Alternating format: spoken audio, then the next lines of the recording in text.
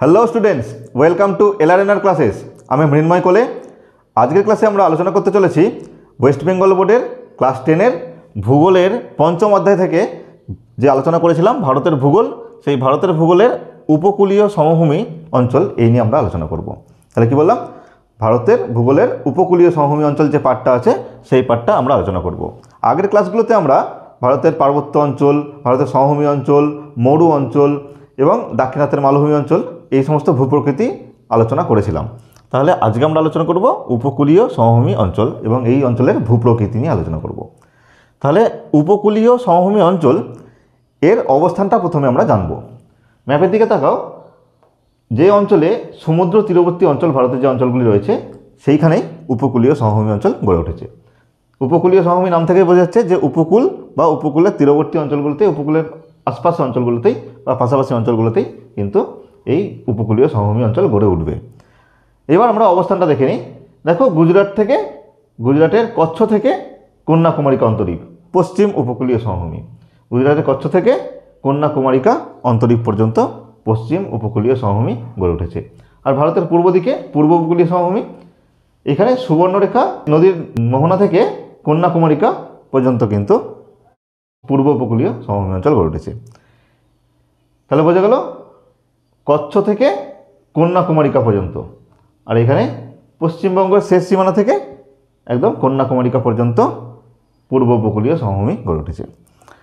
এবার দেখো, ভারতের পশ্চিম অংশে আরব সাগরের তীরবর্তী অঞ্চলে এবং পূর্ব অংশে বঙ্গোপসাগরের তীরবর্তী অঞ্চলে উপকূলীয় সমভূমি অঞ্চল গড়ে উঠেছে। তাহলে এটা আরব সাগর, এই আরব সাগরের তীরবর্তী অঞ্চলে পশ্চিম উপকূলীয় সমভূমি, আর বঙ্গোপসাগরের তীরবর্তী অঞ্চলে পূর্ব উপকূলীয় সমভূমি অঞ্চল গড়ে উঠেছে। এবার বলেছে দেশের মূল ভূমিভাগের উপকূল রেখার মোট দৈর্ঘ্য হলো 3100 কিলোমিটার। অর্থাৎ এইখান থেকে যদি আমরা দেখি এই যে পুরো পথটা, এই পুরো পথটা মানে একদম যে উপকূলের রেখাটা যদি ধরি, দেশের মধ্যে রয়েছে উপকূল 3100 কিলোমিটার এলাকা রয়েছে উপকূলীয় সমভূমি অঞ্চল। তাহলে এর দৈর্ঘ্য হচ্ছে 3100 কিলোমিটার। এইবার আমরা উপকূলীয় সমভূমির ভূপ্রকৃতি নিয়ে আলোচনা করব। উপকূলীয় সমভূমির ভূপ্রকৃতি আলোচনা করলে আমরা উপকূলীয় সমভূমিকে প্রধানত দুটো ভাগে ভাগ করতে পারবো। একটা হচ্ছে পূর্ব দিকের উপকূল, পূর্ব উপকূলীয় সমভূমি, আর হচ্ছে পশ্চিম দিকের উপকূল, পশ্চিম উপকূলীয় সমভূমি। তাই কী বললাম, পূর্ব উপকূলীয় সমভূমি আর পশ্চিম উপকূলীয় সমভূমি। এবার পূর্ব উপকূলীয় সমভূমিকে দুটো ভাগে ভাগ করা হয়, প্রধানত দুটো ভাগে ভাগ করা হয়। একটা হচ্ছে উত্তর সরকার উপকূল আর দ্বিতীয়টা হচ্ছে করমণ্ডল উপকূল। আবার উত্তর সরকার উপকূলকেও দুটো ভাগে ভাগ করা হয়। উড়িষ্যার উপকূলকে উৎকল সমভূমি বলা হয়, আর অন্ধ্রপ্রদেশের যে উপকূল অঞ্চলটা রয়েছে তাকে অন্ধ্র উপকূল বলা হয়। তাহলে এই দুটোকে মিলিয়ে উত্তর সরকার উপকূল বলা যেতে পারে। উত্তর সরকার উপকূলকে দুটো ভাগে ভাগ করা হচ্ছে, উৎকল সমভূমি আর অন্ধ্র উপকূল। বোঝা গেল? আর রয়েছে পূর্ব দিকে করমণ্ডল উপকূল। তাহলে বোঝা গেল পূর্ব উপকূলীয় সমভূমিকে দুটো ভাগে ভাগ করছে, উত্তর সরকার উপকূল আর করমণ্ডল উপকূল। এবার আসি পশ্চিম উপকূলীয় সমভূমি অঞ্চলের দিকে। পশ্চিম উপকূলীয় সমভূমি অঞ্চলের দিকে 6টা ভাগে ভাগ করা হয়েছে পশ্চিম উপকূলকে। ভারতের যে পশ্চিম উপকূল তাকে মোট 6টা ভাগে ভাগ করা হয়েছে। প্রথমে হচ্ছে কচ্ছ উপদ্বীপ, কাথিয়াওয়াড় উপদ্বীপ, গুজরাট সমভূমি, কোঙ্কণ উপকূল, কর্ণাটক উপকূল আর মালাবার উপকূল। বোঝা গেল? তাহলে প্রথমে আমরা বলেছিলাম যে ভারতের যে উপকূলের যে সমভূমি তাকে মোট প্রধান দুটো ভাগে ভাগ করেছে, পশ্চিম উপকূল আর পূর্ব উপকূল। পূর্ব উপকূলকে প্রধানত দুটো ভাগে ভাগ করা যায়, উত্তর সরকার উপকূল আর করমণ্ডল উপকূল। আবার উত্তর সরকার উপকূলকে দুটো ভাগে ভাগ করা হয়, অন্ধ্র উপকূল, উৎকল সমভূমি। আবার পশ্চিম উপকূলকে প্রধান 6টা ভাগে ভাগ করেছে, কচ্ছ উপদ্বীপ, কাথিয়াওয়াড় উপদ্বীপ, গুজরাট সমভূমি, কোঙ্কণ উপকূল, কর্ণাটক উপকূল এবং মালাবার উপকূল। এই নামগুলো তোমরা তোমাদের খাতায় লিখে নেবে। এবার আমরা এগুলোকে নিয়ে এক এক করে আলোচনা করব। তাহলে এবার আমরা পূর্ব উপকূলীয় সমভূমি এবং পশ্চিম উপকূলীয় সমভূমি নিয়ে আলোচনা করব। কিন্তু তার আগে একটা বিষয় নিয়ে বলতে হবে, সেটা হচ্ছে পূর্ব উপকূল আর পশ্চিম উপকূলীয় সমভূমি অঞ্চলটা গড়ে উঠলো কীভাবে, মানে এই যে উপকূলীয় সমভূমি অঞ্চলটা গড়ে উঠেছে সেটা কিভাবে গড়ে উঠেছে। পশ্চিম উপকূল অপেক্ষাকৃত সংকীর্ণ, মানে অনেকটা সরু, আর পূর্ব উপকূল কিন্তু অপেক্ষাকৃত চওড়া, অনেকটা অঞ্চল জুড়ে পূর্ব উপকূল সমভূমি গড়ে উঠেছে। এবার আমরা জানবো পূর্ব উপকূলীয় সমভূমি অঞ্চলটা কীভাবে গড়ে উঠলো। পূর্ব উপকূলীয় সমভূমি অঞ্চল, এখানে যে সমস্ত নদীগুলি আছে, মহানদী, ব্রাহ্মণী, বৈতরণী, এই সমস্ত যে নদীগুলি আছে এই নদীগুলির যে পলি পড়েছে, পলি পড়ে প্রধানত বদ্বীপ সমভূমি অঞ্চল গড়ে উঠেছে এখানে। তাহলে বোঝা গেল যে নদীগুলি রয়েছে সেইগুলির বয়ে আনা পলি জমে এই পূর্ব উপকূলীয় সমভূমি অঞ্চলটা, বেশিরভাগ অঞ্চলটা গড়ে উঠেছে। সেই জন্য এই অঞ্চলটা বেশ চওড়া এবং পলি সমৃদ্ধ এবং বেশ উর্বর। এবার পশ্চিম উপকূলীয় সমভূমি অঞ্চলটা কীভাবে গড়ে উঠেছে? পশ্চিম উপকূলীয় সমভূমি অঞ্চলটা কিন্তু ভূগাঠনিক কারণে গড়ে উঠেছে। এখানে যে আরব সাগরীয় পাত ছিল, সেই পাত চলমান হওয়ার ফলে এখানে একটি চ্যুতি সৃষ্টি হয়।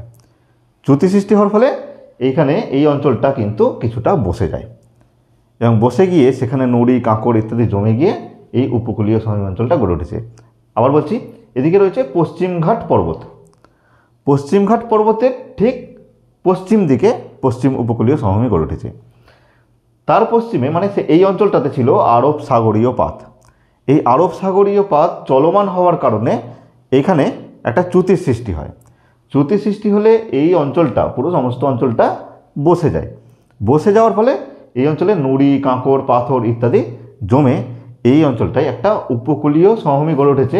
কিন্তু এই উপকূলীয় সমভূমি অঞ্চলটা খাড়া, সংকীর্ণ, যেহেতু এটা ভূগাঠনিক কারণে গড়ে উঠেছে। আবার এদিকটা যদি পূর্ব উপকূলীয় সমভূমি অঞ্চলটা দেখি, এটা অনেকটা বহির্জাত শক্তির কারণে গড়ে উঠেছে। নদী গঠিত বা নদীবাহিত পলি জমে এই অঞ্চলটা সৃষ্টি হয়েছে। এই উপকূলীয় সমভূমি অঞ্চলের পূর্ব পশ্চিম দিকে রয়েছে পূর্বঘাট পর্বত, আর তার পূর্ব দিকে রয়েছে পূর্ব উপকূলীয় সমভূমি অঞ্চল, তার পূর্ব দিকে রয়েছে বঙ্গোপসাগর। বোঝা গেল তাহলে কীভাবে এই পশ্চিম উপকূলীয় সমভূমি অঞ্চল এবং পূর্ব উপকূলীয় সমভূমি অঞ্চল কীভাবে গড়ে উঠেছে। এবার প্রত্যেকটা সমভূমি অঞ্চল আমরা এক এক করে আলোচনা করব। প্রথমে আমরা আলোচনা করব পূর্ব উপকূলীয় সমভূমি অঞ্চল নিয়ে। দেখো বোর্ডের দিকে পূর্ব উপকূলীয় সমভূমি অঞ্চল। পূর্ব উপকূলীয় সমভূমি অঞ্চল আমি আগেই বললাম, এখানে প্রধানত বিভিন্ন নদীবাহিত পলি পড়ে এই অঞ্চলটা গড়ে উঠেছে। প্রথমে এর অবস্থান দেখে নিই। অবস্থান হচ্ছে সুবর্ণরেখা নদীর যে মোহনা, সেখান থেকে একদম কন্যাকুমারিকা পর্যন্ত পূর্ব উপকূলীয় সমভূমি অঞ্চল রয়েছে। এইবার এখানে মহানদী, বৈতরণী, ব্রাহ্মণী ইত্যাদি নদী এইখানে এসে মিলিত হয়ে এই অঞ্চল গড়ে তুলেছে। এই পূর্ব উপকূলীয় সমভূমি অঞ্চলের দৈর্ঘ্য হচ্ছে 100 কিলোমিটার। দৈর্ঘ্য হচ্ছে 100 কিলোমিটার আর বিস্তার 1500 কিলোমিটার। মানে এই পুরো বিস্তারটা যদি ধরি তাহলে 1500 কিলোমিটার হচ্ছে পূর্ব উপকূলীয় সমভূমির বিস্তার, আর দৈর্ঘ্য হচ্ছে 100 কিলোমিটার। যদি চওড়াটা ধরি তাহলে দৈর্ঘ্য হচ্ছে 100 কিলোমিটার। এইবার পূর্ব উপকূলীয় সমভূমি অঞ্চলকে দুটো ভাগে ভাগ করা হয়, আগেই বলেছি। একটা হচ্ছে উত্তর সরকার উপকূল আর একটা হচ্ছে করমণ্ডল উপকূল। প্রথমে রয়েছে উত্তর সরকার উপকূল, একেও আবার দুটো ভাগে ভাগ করা হয়, একটা হচ্ছে উৎকল সমভূমি আর একটা হচ্ছে অন্ধ্র উপকূল। তাহলে উৎকল সমভূমি আর অন্ধ্র উপকূল এই দুটো নিয়ে আলোচনা করি প্রথমে, তারপরে করমণ্ডল নিয়ে আলোচনা করব। দেখো উৎকল সমভূমি অঞ্চলটা কী হচ্ছে, এখানে মহানদী, বৈতরণী, ব্রাহ্মণী ইত্যাদি নদী এসে এখানে পলি পড়ে উৎকল সমভূমি গড়ে উঠেছে। উৎকল সমভূমিতে কিছু হ্রদ রয়েছে, যেমন চিল্কা হ্রদ। চিল্কা হচ্ছে ভারতের বৃহত্তম হ্রদ।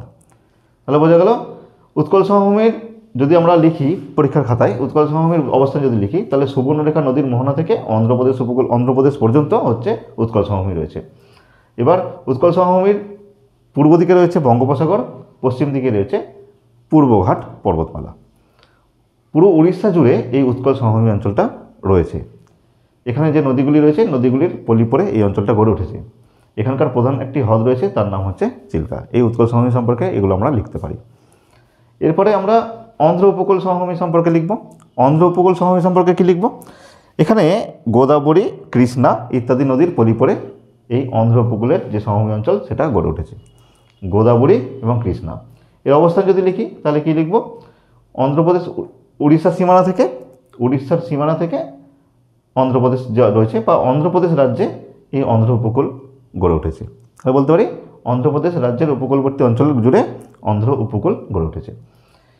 এর অন্ধ্র উপকূলের পূর্ব দিকে রয়েছে বঙ্গোপসাগর এবং পশ্চিম দিকে রয়েছে পূর্বঘাট পর্বতমালা। গোদাবরী, কৃষ্ণা এই দুটি নদীর পলি পড়ে প্রধানত এই অঞ্চলটা পলি সমৃদ্ধ হয়েছে। এখানে দুটি হ্রদ রয়েছে, কোলেরু হ্রদ আর পুলিকট হ্রদ। পুলিকট হ্রদের তীরে আমাদের যে ভারতের মহাকাশ গবেষণা কেন্দ্র ইসরো, সেটা কিন্তু এই অন্ধ্র উপকূলের পলিকর হ্রদের তীরে গড়ে উঠেছে। বোঝা গেল? তাহলে অন্ধ্র উপকূল সম্পর্কে এই সমস্ত ইনফরমেশানগুলো আমরা লিখতে পারি। এরপর আমরা আলোচনা করব করমণ্ডল উপকূল নিয়ে।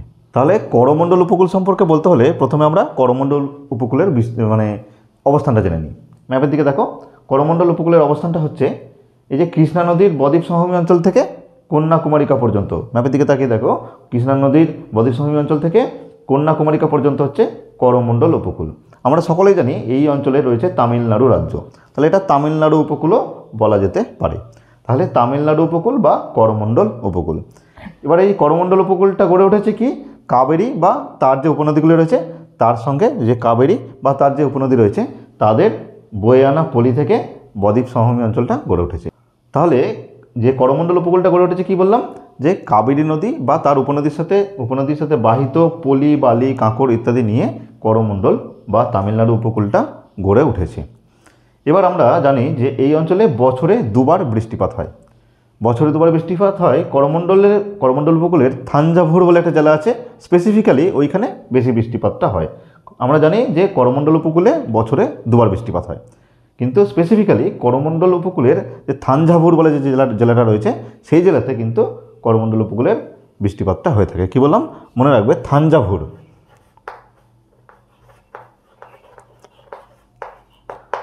থাঞ্জাভুর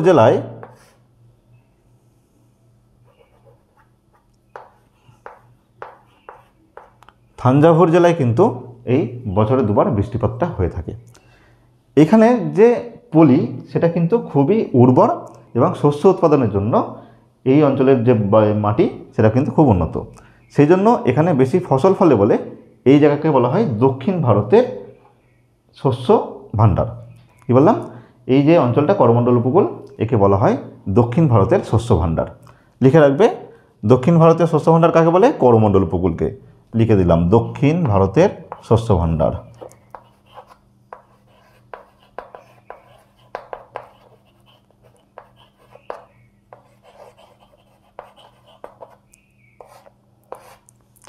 তাহলে আমরা করমণ্ডল উপকূল পড়ে কী কী জানলাম প্রথম থেকে আরেকবার রিভাইজ করে দিই। করমণ্ডল উপকূল হচ্ছে কৃষ্ণা নদীর বদ্বীপ থেকে কন্যাকুমারিকা পর্যন্ত এর বিস্তার। এর পূর্ব দিকে রয়েছে বঙ্গোপসাগর এবং পশ্চিম দিকে রয়েছে পূর্বঘাট পর্বতমালা। এটা হয়ে গেল করমণ্ডল উপকূলের অবস্থান। এখানে প্রধান নদী হচ্ছে কাবেরী নদী। কাবেরী এবং তাদের যে উপনদী রয়েছে তাদের যে বাহিত পলি, বালি, কাঁকড় ইত্যাদি নিয়ে এই করমণ্ডল উপকূল গড়ে উঠেছে। করমণ্ডল উপকূলে দুবার বৃষ্টিপাত হয়। করমণ্ডল উপকূলে থাঞ্জাভুর জেলায় প্রধানত দুবার বৃষ্টিপাতটা হয়ে থাকে। এই অঞ্চলে শস্য উৎপাদন খুব ভালো হয় বলে একে বলা হয় দক্ষিণ ভারতের শস্য ভাণ্ডার। বোঝা গেল? এবার আমরা ভারতের পশ্চিম উপকূলীয় সমভূমি নিয়ে আলোচনা করব। আমরা আগেই জেনেছি পশ্চিম উপকূলীয় সমভূমি কচ্ছ উপদ্বীপ থেকে কন্যাকুমারিকা পর্যন্ত বিস্তৃত। এখানে 6টা ভাগে ভাগ করা হয়েছে: কচ্ছ উপদ্বীপ, কাথিয়াওয়াড় উপদ্বীপ, গুজরাট সমভূমি, কোঙ্কণ উপকূল, কর্ণাটক উপকূল এবং মালাবার উপকূল।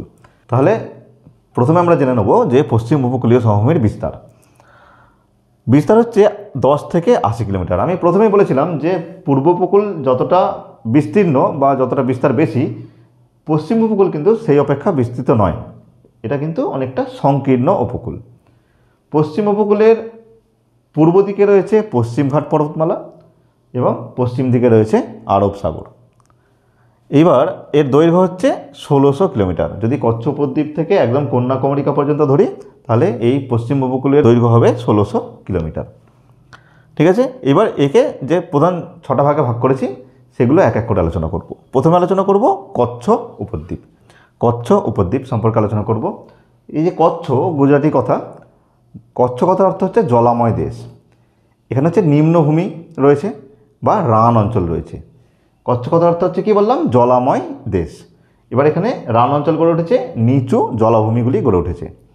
এই যে কচ্ছ উপদ্বীপের উত্তর দিকে রয়েছে বৃহৎ রান আর দক্ষিণ দিকে রয়েছে ক্ষুদ্র রান।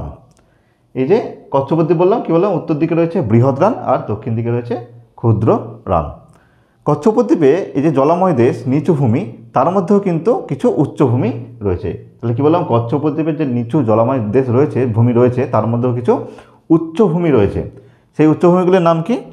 উচ্চভূমিগুলোর নাম হচ্ছে পাচ্চাম, বেলা, খাদির ইত্যাদি।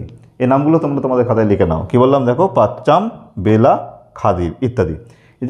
এই যে নিচু ভূমিগুলো রয়েছে তার মধ্যে এইগুলো হচ্ছে উচ্চভূমি বা পাহাড়। এরপর আমরা আলোচনা করব কাথিয়াবার উপদ্বীপ সম্পর্কে। তাহলে কাথিয়াবার উপদ্বীপ কোথায় রয়েছে দেখো, কচ্ছ উপদ্বীপের ঠিক দক্ষিণ দিকে। তাহলে কচ্ছ উপদ্বীপের ঠিক দক্ষিণ দিকে রয়েছে কাথিয়াবার উপদ্বীপ। মানে যদি আমরা অবস্থান লিখি, পশ্চিম উপকূলের কচ্ছ উপদ্বীপের দক্ষিণ দিকে রয়েছে কাথিয়াবার উপদ্বীপ। কাথিয়াবার উপদ্বীপে কিন্তু এরকম নিম্নভূমি রয়েছে বা জলাভূমি রয়েছে। সেই জায়গাগুলোকে বলা হয় নলবন। কি বললাম? নলবন। লিখে রাখবে, নলবন। এবার এই যে কাথিয়াবার উপদ্বীপটাও কিন্তু নিম্ন জলাভূমি অঞ্চল, সেখানেও কিন্তু কিছু বিচ্ছিন্ন পাহাড় রয়েছে। সেই পাহাড়গুলির নাম আমরা দেখে নেব। সেই পাহাড়গুলির নাম হচ্ছে গিরনার, গির, ওসম, বারদা। এগুলো কিন্তু এই কাথিয়াবার উপদ্বীপের কিছু উচ্চভূমি। এর মধ্যে গিরনারটা একটু উঁচু পর্বত। গিরনার পর্বতের সর্বোচ্চ শৃঙ্গের নাম হচ্ছে গোরখনাথ।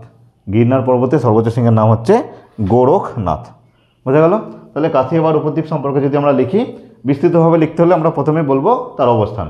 কচ্ছ উপদ্বীপের দক্ষিণ দিকে, পশ্চিমঘাট পর্বতের পশ্চিম দিকে এবং আরব সাগরের পূর্ব দিকে কাথিয়াবার উপদ্বীপ অবস্থান করছে। এবার কাথিয়াবার উপদ্বীপের মধ্যে রয়েছে নলবন বা জলাভূমি অঞ্চল এবং তার মধ্যে কিছু উচ্চভূমি রয়েছে। গিরনার, গির, ওসম, বারদা ইত্যাদি উচ্চভূমি রয়েছে। তার মধ্যে গিরনার পর্বতের সর্বোচ্চ শৃঙ্গের নাম হচ্ছে গোরখনাথ। এগুলো আমরা কাথিয়াবার উপদ্বীপ সম্পর্কে লিখতে পারি। এরপরে আমরা লিখব গুজরাট সমভূমি সম্পর্কে। এই যে রয়েছে গুজরাট সমভূমি, ম্যাপের দিকে দেখো, এই সমস্ত অঞ্চলটা হচ্ছে গুজরাট সমভূমি অঞ্চল। গুজরাট সমভূমি অঞ্চল কীভাবে গড়ে উঠেছে? গুজরাট সমভূমি অঞ্চল কিন্তু যেমন ভূপ্রাকৃতিক আঘাতে গড়ে উঠেছে, ঠিক তেমনি তার সঙ্গেও নদীবাহিত পলি দ্বারাও গড়ে উঠেছে। কি বললাম? যেমন ভূগাঠনিক কারণে গড়ে উঠেছে, তার সঙ্গে সঙ্গে মানে ভূগাঠনিক কারণ, তার সঙ্গে সঙ্গে নদীবাহিত পলি দ্বারাও গুজরাট সমভূমি কিন্তু সমৃদ্ধ হয়েছে। এবার গুজরাট সমভূমির প্রধান নদীগুলির নাম দেখো, তাপ্তি, মাহি, নর্মদা, সবরমতী। তাপ্তি, মাহি, নর্মদা, সবরমতী ইত্যাদির পলি বালি সঞ্চিত হয়ে গুজরাট সমভূমি গড়ে উঠেছে। আবার বলছি, গুজরাট সমভূমি যদি আমরা লিখি খাতাতে, তাহলে অবস্থান সম্পর্কে যদি লিখতে বলি, তাহলে প্রথমে লিখবো অবস্থান, তারপরে গুজরাট সমভূমির বিভিন্ন ফিচার্সগুলো লিখবো। তাহলে গুজরাট সমভূমির অবস্থান যদি ফার্স্টে লিখি, তাহলে আমরা লিখবো পশ্চিমঘাট পর্বতের পশ্চিম দিকে, আরব সাগরের পূর্ব দিকে গুজরাট সমভূমি অবস্থিত, বা কাথিয়াবার উপদ্বীপের দক্ষিণ দিকে গুজরাট সমভূমি অবস্থিত। তার সঙ্গে গুজরাট সমভূমি অঞ্চল কীভাবে গড়ে উঠেছে? ভূগাঠনিক কারণ, তার সঙ্গে যুক্ত হয়েছে বিভিন্ন নদীর বাহিত সঞ্চয়, যেমন নর্মদা, তাপ্তি, মাহি আর সবরমতী ইত্যাদি নদীর পলি সঞ্চয়ের ফলে গুজরাট সমভূমি অঞ্চল গড়ে উঠেছে, যার ফলে গুজরাট সমভূমি অঞ্চল কিন্তু শস্য উৎপাদনের জন্য অনুকূল হয়েছে। তাহলে এবার আমরা কোঙ্কণ উপকূল নিয়ে আলোচনা করব। কোঙ্কণ উপকূল ম্যাপের দিকে দেখো, এই যে দমন থেকে গোয়া পর্যন্ত কোঙ্কণ উপকূল রয়েছে। কোথায় বললাম? দমন থেকে দক্ষিণ দিকে গোয়া পর্যন্ত কোঙ্কণ উপকূলের বিস্তার। কোঙ্কণ উপকূলের বিস্তার দমন থেকে গোয়া পর্যন্ত, এবং এইখানে বিভিন্ন নদী রয়েছে। সেই নদীগুলি হচ্ছে বৈতরণী, অম্বা, উলহাস ইত্যাদি নদী রয়েছে। ইত্যাদি নদীর পলি পড়ে এই কোঙ্কণ উপকূলের সৃষ্টি হয়েছে, কিছু ভূগাঠনিক কারণে এবং কিছুটা এই সমস্ত নদীগুলির পলি জমে এই অঞ্চলটা গড়ে উঠেছে, মানে এই উপকূলীয় সমভূমি অঞ্চল বা কোঙ্কণ উপকূলীয় সমভূমি অঞ্চল গড়ে উঠেছে। এবারে এই অঞ্চলে কিছুটা জলাভূমি রয়েছে, মানে কর্দমাক্ত বা কাদাময় একটা জলাভূমি অঞ্চল রয়েছে। তার সঙ্গে রয়েছে বালিয়াড়ি, মানে সুদূর বিস্তৃত বালিয়াড়ি রয়েছে, এবং তার সঙ্গে রয়েছে এই যে পশ্চিমঘাট পর্বতের যে সংকীর্ণ যে পাহাড়, সেই পাহাড়টা নেমে এসেছে, সংকীর্ণ যে পর্বত সেটা নেমে এসেছে এই উপকূলে। তাহলে পাহাড়ের সংকীর্ণ ঢাল, তার সঙ্গে কর্দমাক্ত জলাভূমি, তার সঙ্গে আবার বালিয়াড়ি এবং তার সঙ্গে এই নদীগুলির উপত্যকা, একটা বৈচিত্র্যময় ভূমিরূপ গড়ে উঠেছে কোঙ্কণ উপকূলে। এবার এই বৈচিত্র্যের মধ্যে রয়েছে আবার খাঁড়ি। খাঁড়ি কী জিনিস? যখন নদী উপত্যকার মধ্যে সমুদ্রের জল ঢুকে যায় এবং নদী উপত্যকাকে আরও চওড়া করে দেয়, তখন তাকে খাঁড়ি বলে। তখন নদী উপত্যকাগুলি অনেকটা ফানেলের মতো দেখতে হয়। এই বৈতরণী, অম্বা, উলহাস এই সমস্ত নদীতে কিন্তু খাঁড়ি গড়ে উঠেছে। তাহলে এই যে কোঙ্কণ উপকূল যে রয়েছে, কোঙ্কণ উপকূল কেমনভাবে বৈচিত্র্যময় হয়েছে? এদিকে রয়েছে পশ্চিমঘাট পর্বতের ঢাল, সংকীর্ণ ঢাল মানে পশ্চিমঘাট পর্বত, তার সঙ্গে রয়েছে কর্দমাক্ত জলাভূমি, তার সঙ্গে রয়েছে বিস্তৃত বালিয়াড়ি এবং তার সঙ্গে আবার নদীগুলির যে সংকীর্ণ উপত্যকা তার সঙ্গে আবার খাঁড়ি, এই সমস্ত নিয়ে এই কোঙ্কণ উপকূল কিন্তু বেশ বৈচিত্র্যময় ভূমিরূপ গঠন করেছে। এরপরে আমরা আসব কর্ণাটক উপকূল নিয়ে। কর্ণাটক উপকূল হচ্ছে কর্ণাটক রাজ্যের মধ্যে দিয়ে প্রসারিত কর্ণাটক উপকূল কানাড়া উপকূল নামে পরিচিত। তাহলে কর্ণাটক রাজ্যের মধ্যে রয়েছে কর্ণাটক উপকূল। এই উপকূল এই যেখান থেকে দেখতে পাচ্ছ কর্ণাটক রাজ্যে রয়েছে কর্ণাটক উপকূল, মানে কোঙ্কণ উপকূলের ঠিক দক্ষিণ দিকে কর্ণাটক রাজ্যে রয়েছে কর্ণাটক উপকূল। এবার কর্ণাটক উপকূলের আর একটা নাম হচ্ছে কানাড়া উপকূল। কি বললাম? কানাড়া উপকূল। এই একইভাবে এখানে যে কর্ণাটক উপকূলগুলো রয়েছে, কর্ণাটক উপকূলেও কিন্তু কর্দমাক্ত জলাভূমি রয়েছে, তার সঙ্গে রয়েছে পশ্চিমঘাট পর্বতের সংকীর্ণ যে ভূভাগ, তার সঙ্গে রয়েছে বিস্তৃত বালিয়াড়ি। এই সমস্ত মিলে কর্ণাটক উপকূলটাও কিন্তু বেশ বৈচিত্র্যময় হয়েছে। তার সঙ্গে এই যে চ্যুতির ফলে আগে বলেছিলাম যে পশ্চিম উপকূলটা অনেকটা চ্যুতির ফলে বসে গিয়েছিল, চ্যুতির ফলে বসে গিয়ে এখানে খাঁড়িযুক্ত রিয়া উপকূল সৃষ্টি হয়েছে। তাহলে বোঝা গেল খাঁড়িযুক্ত রিয়া উপকূলও এখানে সৃষ্টি হয়েছে।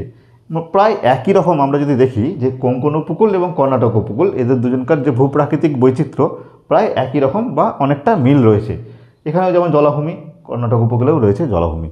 এখানে যেমন রয়েছে বিস্তৃত বালিয়াড়ি, এখানেও রয়েছে বালিয়াড়ি, এবং এখানে পশ্চিমঘাট পর্বত, এদিকেও রয়েছে পর্বত, এবং নদীগুলির যে খাঁড়ি সমৃদ্ধ রিয়া উপকূল, দুটোতে প্রায় একই রকম বৈচিত্র্য দেখা যায় এবং বেশ বৈচিত্র্যময় ভূমিরূপ কিন্তু এখানে গড়ে উঠেছে। এবার লাস্ট যেটা রয়েছে সেটা হচ্ছে মালাবার উপকূল। মালাবার উপকূল আমরা নামটা শুনেছি আগেই। এই কেরল উপকূলটা যে রয়েছে, কেরল থেকে এই যে কন্যাকুমারিকা পর্যন্ত যে অঞ্চলটা রয়েছে, মানে কর্ণাটক উপকূলের দক্ষিণ দিক থেকে একদম কন্যাকুমারিকা পর্যন্ত কেরলের যে উপকূলটা রয়েছে তার নাম হচ্ছে মালাবার উপকূল। এবার মালাবার উপকূলে রয়েছে কিছু কয়াল। কয়াল মানে কি? উপহ্রদ। যে মালাবার উপকূলে যে উপহ্রদগুলি রয়েছে সেই উপহ্রদগুলিকে নাম বলা হয় কয়াল। বোঝা গেল? এবার এই কয়ালগুলোর মধ্যে ভেম্বানাদ, অষ্টমুন্ডি, কোটা, পুনামি, সান্থা, কায়ামকুলাম ইত্যাদি কিন্তু উল্লেখযোগ্য। তাহলে মালাবার উপকূলে রয়েছে বিস্তৃত বালিয়াড়ি জলাভূমি, তার সঙ্গে রয়েছে কয়াল। মানে মালাবার উপকূলের জন্য এটা আলাদা একটা বৈচিত্র্যময় ভূমিরূপ। আগে যেমন কর্ণাটক বা কোঙ্কণ উপকূলে কিন্তু কয়াল ছিল না, কয়াল রয়েছে কোথায়? মালাবার উপকূলে। মালাবার উপকূলের এটা একটা বিশেষ বৈশিষ্ট্য। এর সঙ্গে রয়েছে এই যে কয়ালগুলো যে বললাম তার নাম হচ্ছে ভেম্বানাদ, অষ্টমুন্ডি, কোটা, পুনামি, সান্থা, কায়ামকুলাম ইত্যাদি হচ্ছে উল্লেখযোগ্য। তার মধ্যে সবচেয়ে বড় যেটা বৃহত্তম কয়াল রয়েছে তার নাম হচ্ছে ভেম্বানাদ। বোঝা গেল? তার মধ্যে সবচেয়ে বৃহত্তম যে কয়ালটি রয়েছে তার নাম হচ্ছে ভেম্বানাদ। তাহলে এই হচ্ছে পশ্চিম উপকূলীয় সমভূমির বৈশিষ্ট্য। তাহলে আজকের ক্লাস থেকে আমরা পূর্ব উপকূলীয় সমভূমি অঞ্চলের বৈশিষ্ট্য সম্পর্কে জানলাম এবং পশ্চিম উপকূলীয় সমভূমি অঞ্চলের বৈশিষ্ট্য সম্পর্কে জানলাম। এই ক্লাস থেকে নোটস, এমসিকিউ বা অন্যান্য বিস্তারিত তথ্য পেতে হলে তোমরা আমাদের app LRNR Google play store থেকে ডাউনলোড করো এবং ব্যবহার করো।